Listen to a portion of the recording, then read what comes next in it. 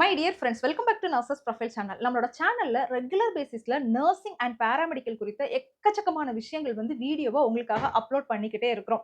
ஒரு பொண்ணோ பையனோ 12th முடிச்சதுக்கு அப்புறம் எப்படி மருத்துவத்துறையில படிக்கிறதுக்கு கவர்மெண்ட் காலேஜ்ல அட்மிஷன் எடுக்கணும் அப்படிங்கிறதுல தொடங்கி, அந்த அட்மிஷனுக்கான கைடன்ஸ், அதுக்கப்புறம் படிக்கும்போது எப்படி அவங்களோட எக்ஸாம்ஸ் எல்லாம் அவங்க கிளியர் பண்ணணும், ஸ்டடி டிப்ஸ், படிச்சு முடிச்சதுக்கு அப்புறம் எப்படி கவர்மெண்ட் ஜாப், அதாவது சென்ட்ரல் கவர்மெண்ட்க்கு எப்படி போகணும் அண்ட் ஸ்டேட் கவர்மெண்ட் ஜாப்க்கு எப்படி போகணும், இது போக அப்ராட் வேக்கன்சி என்னலாம் இருக்குது, எப்படி போகணும், என்ன மாதிரிலாம் வேக்கன்சி நமக்கு கிரியேட் ஆகும். ஸோ இந்த மாதிரிப்பட்ட இன்ஃபர்மேட்டிவ் வீடியோஸ் நம்மளோட சேனல்ல ரெகுலர் பேசிஸ்ல குடுத்துட்டே இருக்கிறோம். ஸோ நம்மளோட சேனல நீங்க இன்னும் சப்ஸ்கிரைப் பண்ணல அப்படின்னா, சேனல் சப்ஸ்கிரைப் பண்ணிக்கோங்க. ரொம்ப முக்கியம், அந்த பெல் ஐகான ஆன் பண்ணி ஆல் அப்படிங்கிற ஆப்ஷன்ல வைங்க.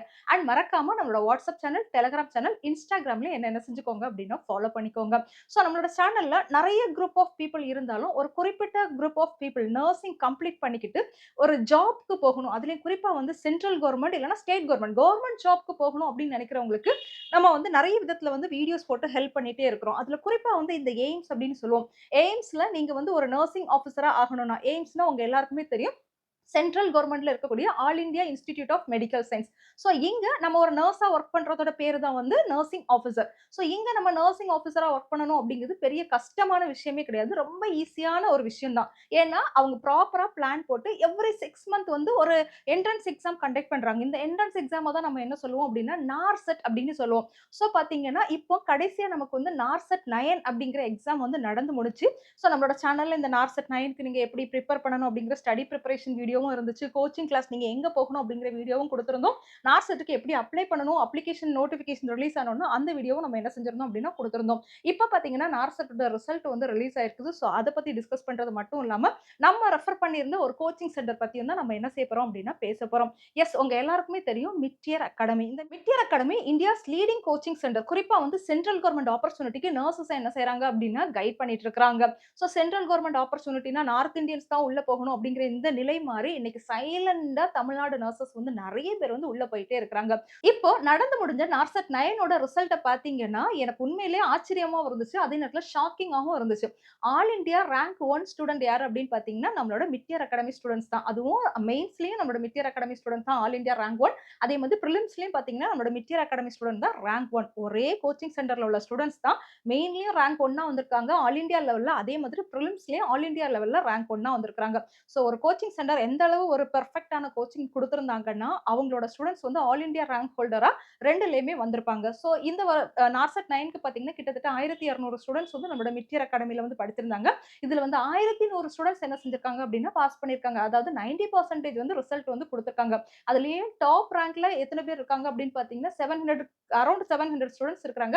கண்டிப்பா இவங்க எல்லாருக்குமே பிளேஸ்மென்ட் ஆயிடும். இதுல குறிப்பா 400 ஸ்டூடண்ட்ஸ், அதாவது அரவுண்ட் 400 ஸ்டூடண்ட்ஸ் யாரு அப்படின்னு பார்த்தீங்கன்னா, நம்மளோட தமிழ்நாட்டு ஸ்டூடண்ட்ஸ். சோ நம்மளோட தமிழ்நாட்டு நர்சஸ் ஸ்லோ பை ஸ்லோவா இன்னைக்கு சென்ட்ரல் கவர்ன்மென்ட் ஆப்பர்ச்சுனிட்டிக்குள்ள போயிட்டு இருக்காங்க அப்படிங்கிறது உண்மையிலேயே ஒரு பெரிய விஷயம். ரொம்ப ஒரு சந்தோஷமான விஷயம். சோ இதுல இன்னொரு முக்கியமான விஷயம் நம்ம என்ன பார்க்கணும் அப்படின்னு பார்த்தீங்கன்னா, இந்த ஆல் இந்தியா ரேங்க் அப்படிங்கிறது நார்செட் 9க்கு மட்டும் குடுக்கல. சோ ஆல் இந்தியா ரேங்க் அப்படிங்கிறது நார்செட் 6ல இருந்தே அவங்க குடுத்துட்டு இருக்காங்க. நார்செட் 6ல all India rank 12th rank குடுத்திருந்தாங்க. நார்செட் 7 பார்த்தீங்கன்னா, ஆல் இந்தியா ரேங்க்ல மெயின்ஸும் இவங்க தான் ஃபர்ஸ்ட், பிரிலிம்ஸும் இவங்க தான் ஃபர்ஸ்ட். அடுத்து நார்செட் 8 பொறுத்தவரையில all India rank 2nd rank குடுத்திருந்தாங்க. இப்ப நார்செட் 9க்கு அகைன் பார்த்தீங்க அப்படின்னா, பிரிலிம்ஸ்லயும் நம்ம தான் ஃபர்ஸ்ட் ரேங்க் அண்ட் மெயின்ஸ்லயும் நம்ம தான் ஃபர்ஸ்ட் ரேங்க். இந்த இடத்துல டாக்டர் ராஜ்குமார் சார பத்தி நான் சொல்லியே ஆகணும். ராஜ்குமார் சார் யாரு அப்படிங்கிறது உங்க எல்லாருக்குமே தெரியும். நெறைய பேருக்கு இவங்க மென்டாரா கூட இருப்பாங்க. சோ நம்மளோட மிட்இயர் அகாடமியோட ரன் பண்ணக்கூடிய அந்த பெர்சன் இல்லன்னா ஓனர் தான் யாரு அப்படின்னா ராஜ்குமார் சார். நம்மளோட ராஜ்குமார் சார் பார்த்தீங்கன்னா, இவங்களும் நம்மளோட எய்ம்ஸ் டெல்லில நர்சிங் ஆஃபிசரா தான் வொர்க் பண்ணிட்டு இருந்தாங்க. பட் இந்த நார்செட் 6ல அவங்க என்ன செஞ்சாங்க அப்படின்னா, அந்த வேலைய ரிசைன் பண்ணி இந்த கோச்சிங்ல நெறைய நர்சஸ உள்ள கொண்டு வரணும். சென்ட்ரல் கவர்ன்மென்ட் ஆப்பர்ச்சுனிட்டிக்குள்ள தமிழ்நாடு நர்சஸ உள்ள கொண்டு வரணும் அப்படின்னு சொல்லி, இவங்க என்ன செய்றாங்க அப்படின்னா, இந்த கோச்சிங் கிளாஸ்ல ரொம்ப இன்வால்வ் ஆகி ஸ்டூடண்ட்ஸ்க்கு ஒரு மென்டாரா இருந்து நெறைய ஸ்பெஷல் ஸ்டடி டிப்ஸா இருக்கட்டும், கைடன்ஸா இருக்கட்டும் குடுத்துட்டு இருக்காங்க. சோ நம்மளோட ராஜ்குமார் சாரோட இந்த சர்வீஸ் நம்மளோட தமிழ்நாடு நர்சஸ் இன்னும் நெறைய பேர் சென்ட்ரல் கவர்ன்மென்ட்க்கு உள்ள போகுறதுக்கு ஹெல்ப் பண்ணுச்சு அப்படின்னு நம்ம சொல்லலாம். சோ மை டியர் ஸ்டூடண்ட்ஸ், ரொம்ப ஒரு ஹேப்பியா இந்த இன்ஃபர்மேஷன உங்களுக்கு ஷேர் பண்றதுல எனக்கு சந்தோஷமா இருக்குது. அது மட்டும் இல்லாம இன்னும் இருக்கக்கூடிய நர்சஸ் இந்த சென்ட்ரல் கவர்ன்மென்ட் ஆப்பர்ச்சுனிட்டிக்குள்ள நீங்க போறதுக்கு ட்ரை பண்ணணும். BSc nursing, GNM of nursing complete பண்ணியிருந்தா நம்ம சென்ட்ரல் கவர்ன்மென்ட் ஆப்பர்ச்சுனிட்டிக்கு எலிஜிபிள் போறதுக்கு. ஸோ ஜிஎன்எம் ஆஃப் நர்சிங் மட்டும் நீங்க கம்ப்ளீட் பண்ணியிருந்தீங்கன்னா, 2 இயர்ஸ் எக்ஸ்பீரியன்ஸ் வேணும். அதுவும் மினிமம் 50 பெட்டட் ஹாஸ்பிட்டல்ல. பிஎஸ்சி நர்சிங்கா இருந்தீங்கன்னா, உங்களுக்கு எக்ஸ்பீரியன்ஸ் தேவையே இல்ல. எவ்ரி 6 மந்த் நமக்கு என்ன செய்றாங்க அப்படின்னு பார்த்தீங்கன்னா, நார்செட் எக்ஸாம் கண்டக்ட் பண்றாங்க. இப்பவே உங்களோட பிரிப்பரேஷன வந்து ஸ்டார்ட் பண்ணுங்க. நீங்க வந்து படிக்க ஆரம்பிங்க. அப்பதான் நம்ம என்ன செய்ய முடியும்னா, நம்ம நர்சிங் கம்ப்ளீட் பண்ணிக்கிட்டு ஒரு நல்ல ஜாப்ல வந்து ரீச் ஆக முடியும். பிரைவேட் செக்டார்லயே நம்ம உட்கார்ந்துட்டே இருந்தோம்னா, பெரிய அளவுல சேலரி நம்மளால எய்ம் பண்ண முடியாது. அடுத்த லெவலுக்கு வந்து போக முடியாது. நான் எப்பவுமே சொல்ற மாதிரி தான். உங்களோட எய்ம வந்து ஹையா வைங்க. ஏதாவது ஒரு கவர்ன்மென்ட் ஜாப்க்குள்ள போகணும்னு நெனைங்க. சென்ட்ரல் கவர்ன்மென்ட்டோ, எய்தர் ஸ்டேட் கவர்ன்மென்ட்டோ ஏதாவது ஒரு கவர்ன்மென்ட் ஜாப்க்குள்ள போகணும் அப்படின்னு நெனைங்க. அதுவரைக்கும் நீங்க பிரைவேட்ல வொர்க் பண்ணுங்க. அதுக்காண்டி யாரும் வொர்க் பண்ணாமலும் வீட்ல இருக்காதுங்க. பட் உங்களோட எவ்ரி டே நீங்க வந்து லேர்ன் பண்ணுங்க. நீங்க வொர்க் பண்ற இடத்துல நெறைய விஷயங்கள் லேர்ன் பண்ணலாம். இல்லன்னா இப்பவே சின்ன சின்ன விஷயமா உங்களோட பிரிப்பரேஷன வந்து ஸ்டார்ட் பண்ணுங்க.